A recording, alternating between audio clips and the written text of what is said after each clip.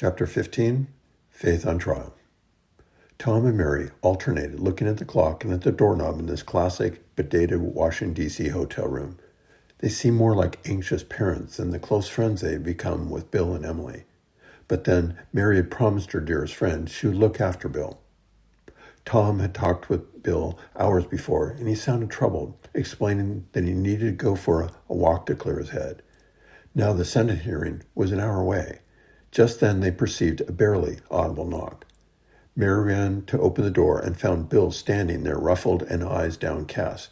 She pulled him in by the arm and launched into a motherly interrogation.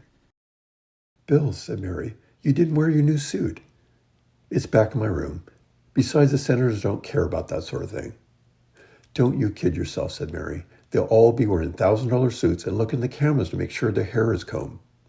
Bill looked at the mirror and ran his fingers through a shock of graying hair that immediately fell back over his eyes as if to cover his troubled countenance.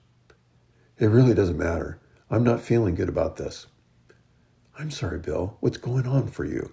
Is Andrew okay?" said Mary. "Oh, he's fine. Everything's fine, except for the fact I have a really bad feeling about the Senate hearing." "What kind of feeling?" said Tom.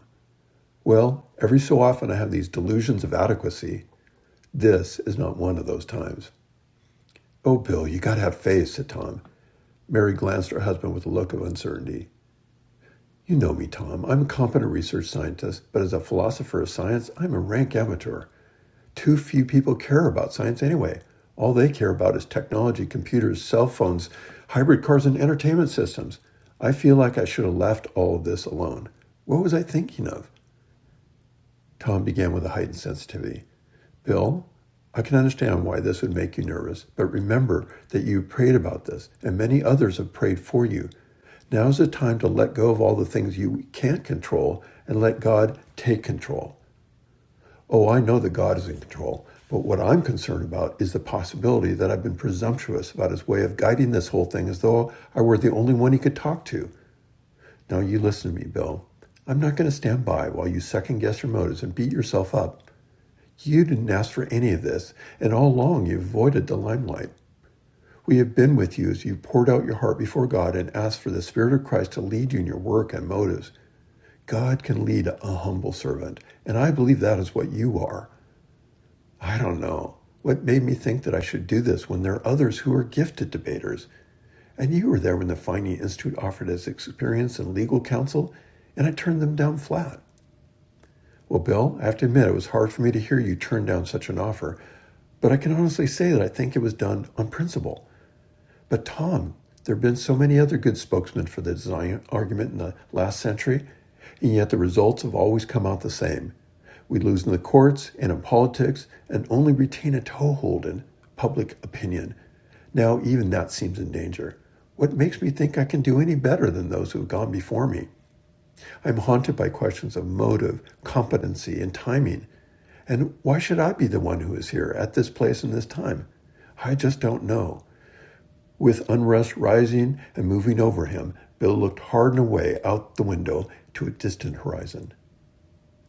"Why not you?" The question seemed to come out of nowhere and hung in the air for some time before Bill became aware and turned back disturbed. "What did you say, Tom?" "Well, you seem to be asking why me. I ask, why not you?" The agitation of Bill's face seemed to melt away. He looked down for some time and then back up again with tears.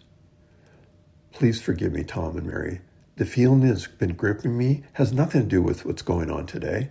I know this feeling. It has to do with the grief in losing Emily. It's that same sinking feeling of the depth of hope when I felt so helpless and afraid that I was losing her.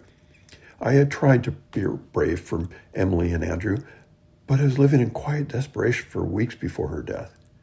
Mary groaned. "I'm so sorry, Bill." Bill acknowledged Mary's concern, then picked up his recollection. "I remember asking, 'Why are you doing this?' 'I don't understand. Why me?' Then in my grief, it came to me, an image of Christ on the cross calling out, 'My God, why have you forsaken me?' He chose to experience this agony with us and cried out to his Father, 'Why? Why this? Why now? Why me?' Then as I considered the kind of love that moved him to die in agony for me, I felt him restoring my hope, and these words came to me. Why not me? Tom responded, Bill, I did not mean to bring up those hard times again. I just meant... No, Tom, it's okay. Don't you see? This is the other side of the same question. If God can choose to allow something so painful to enter my life, he can also choose to allow something that brings joy and peace. The only question is, will I allow faith to carry me there? I know that Jesus did, and because of what he did, so can I. Just like then, this is the time for faith.